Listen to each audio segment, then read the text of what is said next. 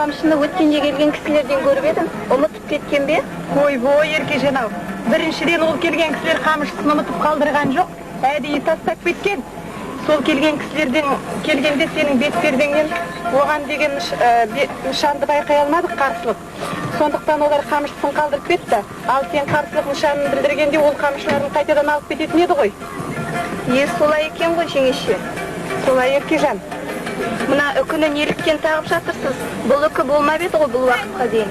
Ой, үкіні тағып жатқан себебім кешегі келген кісілердің ішіндегі анау ұзын бойлы жігіт саған деген сезімін үлкен адамгершілікпен, ата салты жолымен білдірді ғой. Міне сонда сенің бетпердеңнен оған деген қарсылық нышанын байқай алмадық. Осы үйге келіп кеткен кісілер сенің басыңның бос еместігін, яғни аттастырған адамың бар екендігін білсін деген ниетпен мына тұрған тақияға үкі тағуға жатырмыз. Түсіндім, жеңеше, дұрыс түсіндім. Рахмет, Еркежан, рахмет. Мінекей, мына тұрған тақияңда дайын болды. Үкісімен бірге. Осы тақияны апарып көсегенің басына іліп қойсам қайтеді? Сөйтіңіз, жеңеше. Дайын. Тақияңды апарып көсегенің басына іліп қояйын.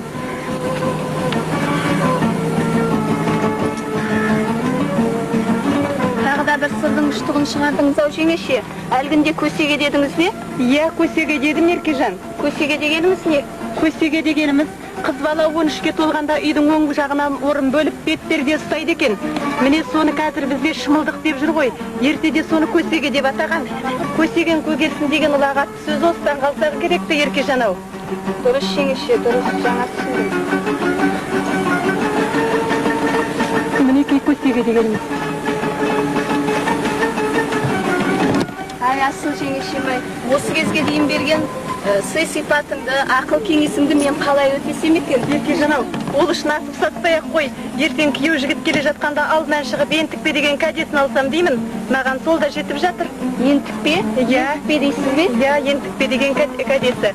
Ертең күйеу жігіт келе жатқанда мына отырған балалар алдынан шығып, шүйінші сұрайды. Сонда бір жақын жеңгесі барып, кәде сұрайды екен. Сол кәдені ентікпе деп атаймыз, Еркежан ау. Алыңыз, жеңеше, онда алыңыз. Сізге бермегенде кімге берейін? Рахмет, Еркежан, рахмет. Ой, екеуміз осылай сырласып отқанда сәскетсіз болып қапты ғой. Жұмыстан ағаларыңның да келетін уақыты боқпады. Сен самаурынға тал салып шай қоя ғой, мен от жағып ас су әзірлейін. Жүріңіз, жеңеше, мен де сізге көмектесіп жіберейін.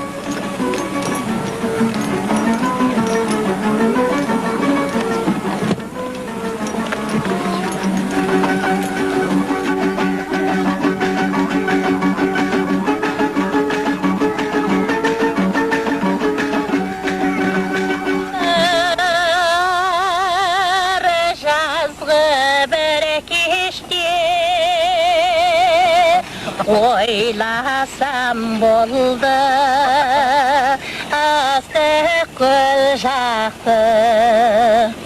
Тақтыңыз, апа? Ау? Сізді бұрын осы Байғауылдың керемет әншісі дейтін соңғы кезде неге сахнада шығып өлең айтпай жүрсіз осы уақытқа дейін? Ойбай ау, әлі айтып жүрмін ғой.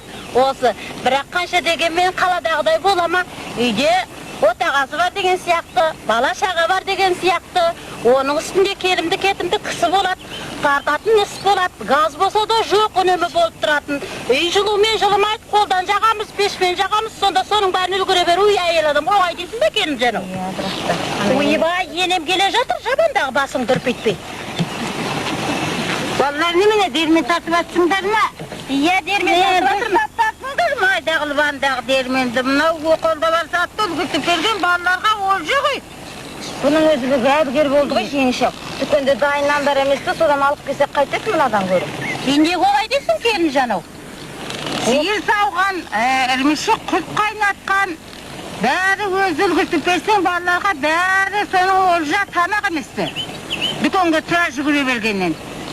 Оныңыз рас, Кенжан олай деме. Қазір нарықтың заманы, жаман айтпай жақсы жоқ деген. Қолда барды үлгірткен, бізге артық болмайды. Енемнің сөзі үшін, сондықтан қолда бар жолдарымызды үлгіртсек, алдымыздағы бала шағаға да өзімізге де пайдама деймін. Сондықтан ененің айтқанын біз үлемі ақыл қып, есте ұстап, осы дерменді дөңгелетіп тарта берейік. Жарық тарта егенде екеулі болсын. Сен де үйреніп алынан тезірек жүгіртіп, қолыңмен былай оралтып. Ерте тұрып, сиыр сауып, құрт қайнатып, ірмішік қайнатып, нандарыңды, дермендерің тартып, нандарыңды пісіріп, үйден жеген олжа болады балаларға. Айтқаныңыз әділшін, ене. Мен болса да өзің ететелес, білемін ғой. Келінге ақылыңды айтып үйретіп қой.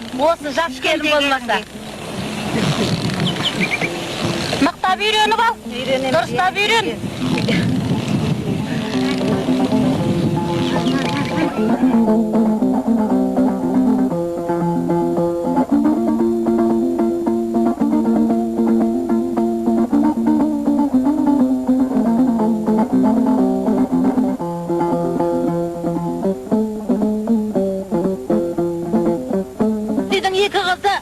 Отыр кетіп әт біреуі. Көрсет. Соның жасауын жаса алмай атырым. Білем болса 100 мың сом боқ батыпты. Саққыз уақытында ақша да бермейді. Мынау сырмағы көрші көлем болып көмек бермесеңдер бола ма? Осы үйдің келіні таңертең кетеді, кешке келеді, сиырды да дұрыстап саумайды. Әй, абысын-ау, илай берме, көзің жасын кейді. Балалардан аулақ жылаған деген не пәлі? Бәрімізге айтсам, көп көлемдеп істемейміз ба? Мына келін шабадан істейді, мен онымын ісін істеймін. Мынау директордың үйіндегі келін көрпешесін құрайды. Не бар істеген жоқ, бәрі де өтеді. Қарағым-ау, қайтейін жаның қысылғасын айтқаным ғой. Дүния бітпейтін дүния жоқ. Көпті көл деген. Көпті көлемдеп әйтер осы қыздың дүниясы алып барайықта көзімнің тірісінде. Қайтейін жалғыз.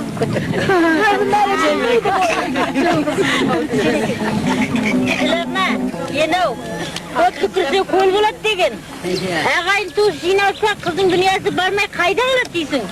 Бітеді ғой, Бітеді ғой. бәрі де бітеді.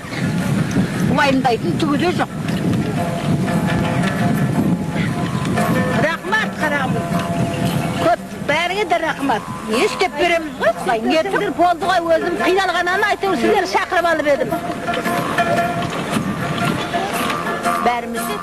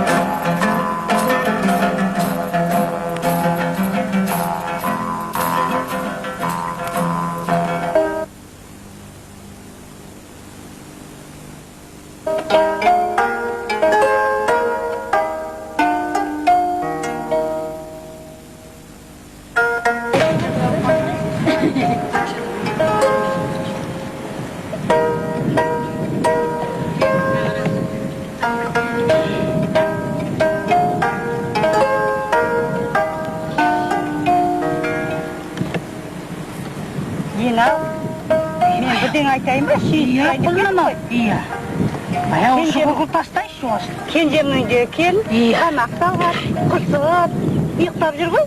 Ойбай, құлыным-ау, құдай қуансын. Семия болғасын баралы бар, жақсы ғой. Балали базар, балашы назар деген. Ой, айналайын, шешірек бұдыңым, мә? Құрсақ той істейік. Құрсақ той жасайық. Қарап отыр, енді қарғам сен. Кебежедегі ірмішікті, тарыны, құртты, майды бәрін ала бір. Етті салғызың, шайды қой қарғам. Мен абысын енелерімді шақырып келейін. Мүмкін келінімнің жерік астына әкелер олар. Барып келейін.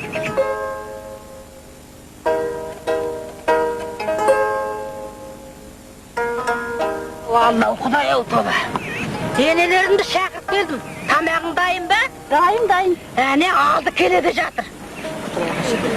Құдайға шүкір берген, Құдай қайырлы күлі жасаған Алла. Амандық берген. Енем өзі қуанғаннан Аллаға жалбарынып отыр ғой. Ойбай, құтты болсын. Айтқаның деп, мынау келіннің құрсақ шашуы болсын. Құттырелерің шық қой. Келіннің толғағы сүт сірімдей. Айтқаның кесін қарғам, мә келін ай. Мынау балалар.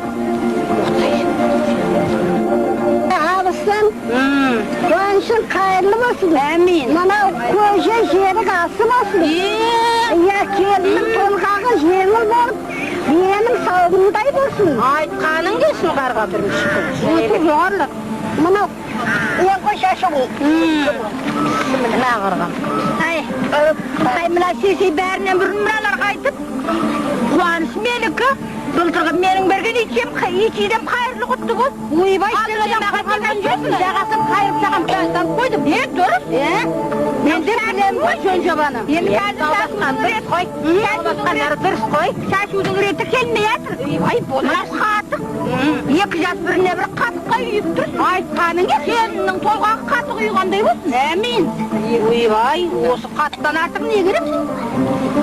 Ойбай, амына әжелерім менеден жиналып қапты ғой. Жеңеш ау, қуанышың құтты болсын. Әмин. Келіннің толғағы мынау недей болсын? Қанттай тәтті болсын немерен. Әмин. Келіннің толғағы шай қайнатындай болсын. Айтқаның құтты болсын. Айтқаның десін қарғам, мә. Ал қарғам, сен тамақтар дайынды, істей бір, мен енелерімді шақырып көрейін. Тамағың дайындай. Тамақты дайындап, енді тамақ дайындыр. Жоғары шығып, қайындап көрейін. Ей жаным, мен мынасын үшін. Көп жатта қарағым. Көп көңіл қайсын қарағым.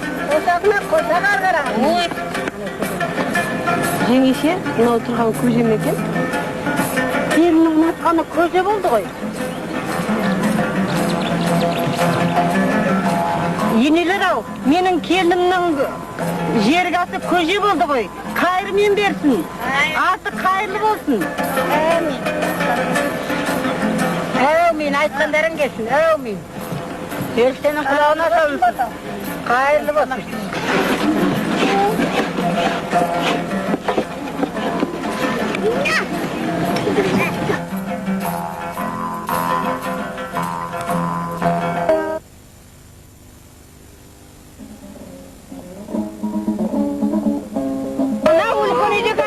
Келіннің баласы қасынан шығатын жоқ па?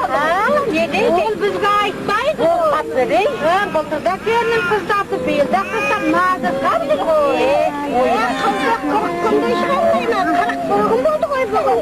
Ара шығармай шығарды. Қызды бұл қыз жүзіне табалмай жатқан көп емес пе? Құдайын ұмытқан ғой ол. Әй, оған құтырмасын қыздапсын деп. Барайық, қайда рақатты қыздан көреді. Қыздан көреді рақаттан.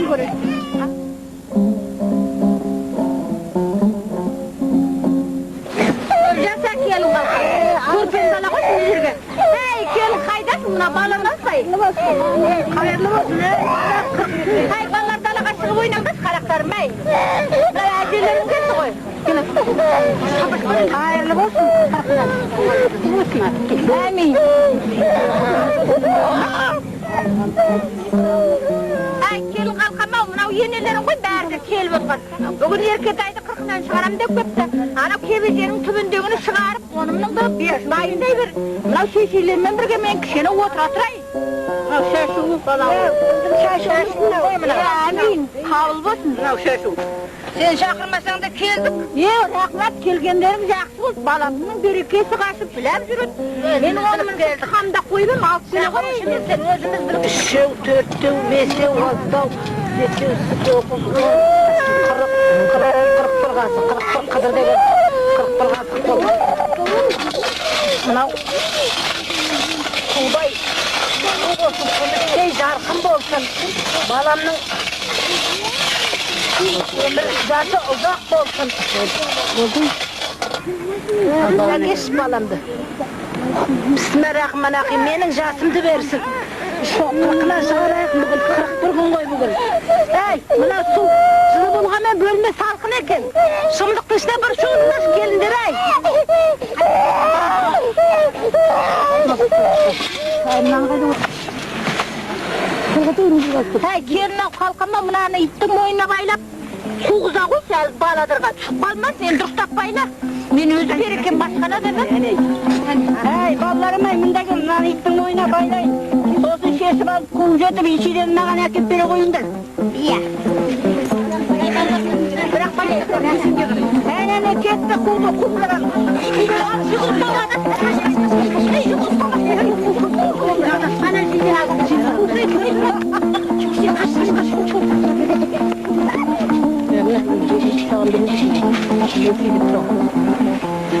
Al endi осы күні ұстар жоқ.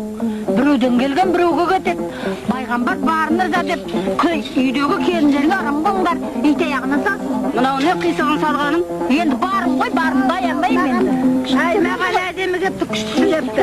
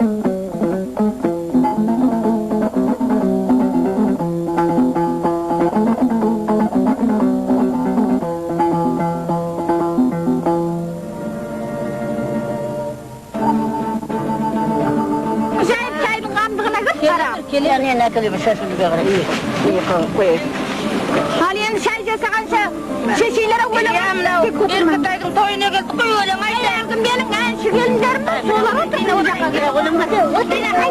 Hay bir qo'ydik. Berni bir qo'ydik. Yo'q, o'ylab qo'yarmaydi.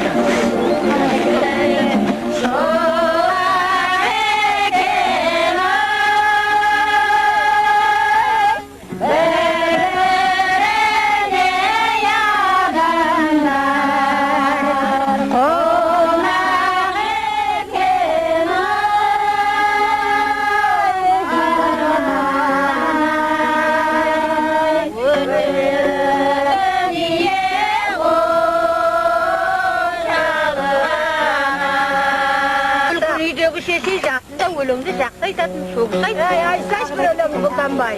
Ayda koyla oyunu koydu. Zaman kayda, ötüp ketken жоқ па баяq. Қалғаны болса көрейін айт.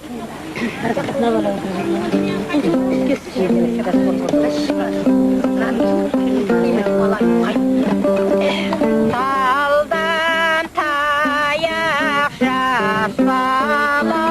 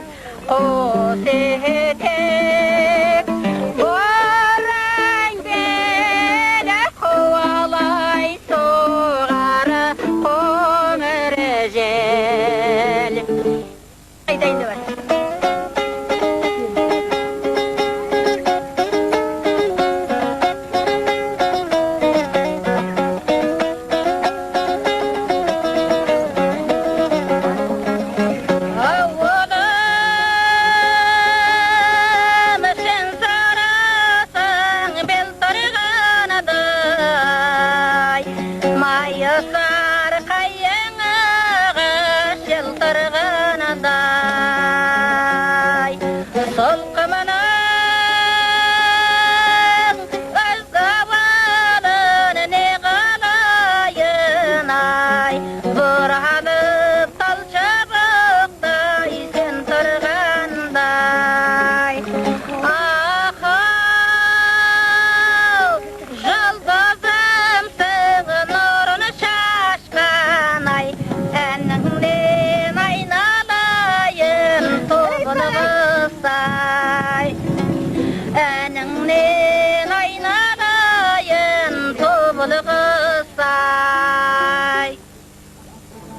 Мен аяқтың сыны кеткен, мен сыны кеткен жоқ. Баяғыда бір босыңда былға салатын өлеңің біледі ғой. Мен айтам ғой, алдымен ана немерем айтып көрсін, сосын дайындалайын ғой. Айтса айтсын. Айта ғой болды. Немере айтса, немере айтсын.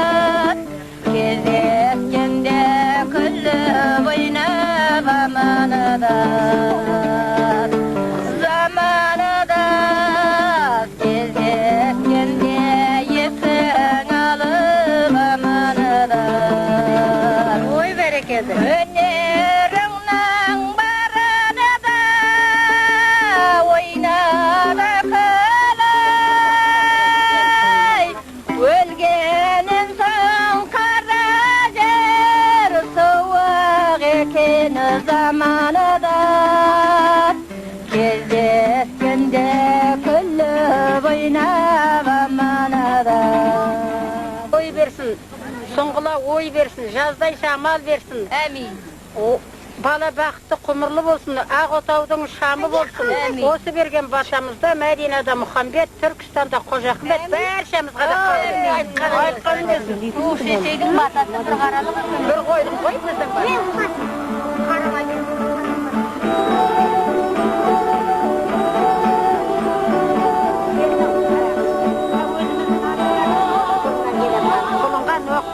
Бұзауға басып, бұзауға ноқта, арқан жеп анау үйтіккенде белдеу қылатын. Осыны үйреніп ал қарағым. Үйреніп осыны кәсіп ет. Кендір, анау кендір-мендір қолдарыңды кесіп кетеді. Осыны үйренсең өзіңе жақсы болады, өнеге болады, үлгі болады қарағым. Бірден бірге үйреніп келатырмыз ғой. Мынау енемізден де үйренгенбіз. Біз де үйренгенбіз, бізден сен үйрен. Мынау кішкентай қызыл бұзауға біздің дұрыс келеме деп отырмын. Мінекей ноқта деген осылай болмайтын беді. Осыны осылай тіксем, менің қызыл бұзауыма дәл ноқта болады ғой деп отырмын. Әнекей, соны суда жіппенен сөйтіп тігіп аласың.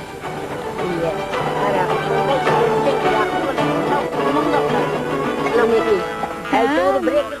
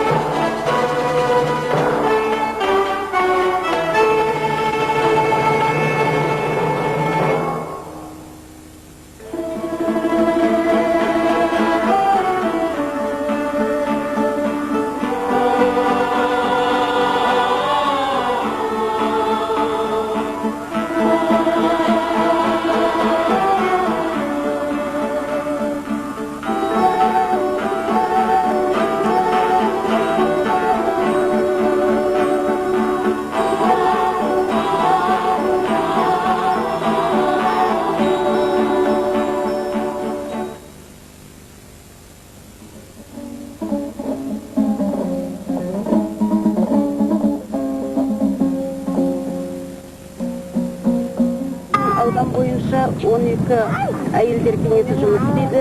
Қазіргі таңда әйелдер кеңесінің өтіп жатқан жұмысы өте мол, оның маңызы зор. Қай дәуірде болмасын, қай заманда болмасын, қай мемлекетте болмасын, ең маңызды мәселе тәрбие мәселесі. Бұл әйелдер кеңесінің басты көңіл бөлетін әрине жастарды, балаларды тәрбиелеу. Бүгінгі Байғауыл ауылында Байқадам Қаралдин совхозының әйелдер кеңесінің оның ішінде жұмысы айрықша. Әйелдер кеңесінің төрайымы Күлше Сейілханова, мүшелері Рая Божманова, осы тұрған қыз-келіншектер, Ранаш Әлменова, осы әйелдер өте көп жұмыс жүргізіп отыр. Әсіресе бұл кеңестің көңіл бөліп отырған жұмыстары біздің ата дәстүрімізді, салт дәстүрлерімізді насихаттау, жастарға көрсету, үйрету болып отыр. Мектепте халық педагогикасы кабинеті ашылып, осы жұмысты халық арасында насихаттап келеді.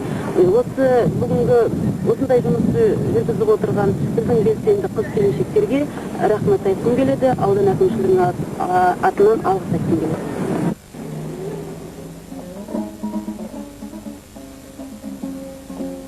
Ауыл дәрігері Рая Божманова Байқадам Қаралдин атындағы шаруашылықтың үлкен кішісінің, қарт-қариясының дерттеріне жылы сөзімен де, биязы мінезімен де демеу бола білетін сырқаттарына шипагер жан. Рая осы ауылда қысы-жазы күндіз-түні дәрігерлік жұмысымен жақын араласа жүріп, ақ жаулықты аналардың ел ішінде ісмерлігі мен шеберлігі, өнерлері де отбасының күнделікті тіршілігінен аса алмай, жабулы көмбеде ескіріп қалғанын, сондай-ақ сырсандықтай әр әңгімелері ғибарат пен ақылға, шежіреге толы әжелеріміздің күн өткен сайын өмірден өтіп, қатарлары сиреп бара жатқанын жиі ойлайтын. Ауыл мұғалімі Данаш Әлменоваға өз ойларын айтып, ақылдаса отырып, өнерліде ісмер әжелердің басын біріктіріп, салт дәстүрді, әдет ғұрыптарды үйренуге, жас ұрпаққа үйретуге игі бастама көтерген. Қашанда бастама қиындықсыз бола ма? Ауылдағы аналардың басын қосып, алғаш рет әңгімеге тартқанда, таңның атысы мен күннің батысы тіршілік қамытын киген аналар, бүгінде жібек пен шайы түгіл, шыт пен бөз таба алмайтын уақытта ұлттық киім тіктірудің азабымен қара қазағынға қараған ауылдағы қара домалақтардың ас суын, сүт айранын, құрт майын кім үлгертіп береді деп ат-тондарын ала қашқан. Дәрігер аналардың айтқан талап тілектеріне келісе отырып, оларға ұлттық бір келкі киім тіктіріп беруді де өз міндетіне алған. Бүгінде ауылда болса да, көрші көлемге артық рет бас сұғып қалжай сұраспайтын, жақында алыс болып бара жатқан қиын заманда бір-бірімен араласып, пікірлесіп, қат-қабат үй шаруасынан бір сетте болса қолдары босап, өз өнерлері ауыл, аудан көлеміне үлгі өнеге болып таңла бастаған ақ жаулықты аналарымыздың Рая Божмановаға деген ақ баталары мен алғыстары шексіз.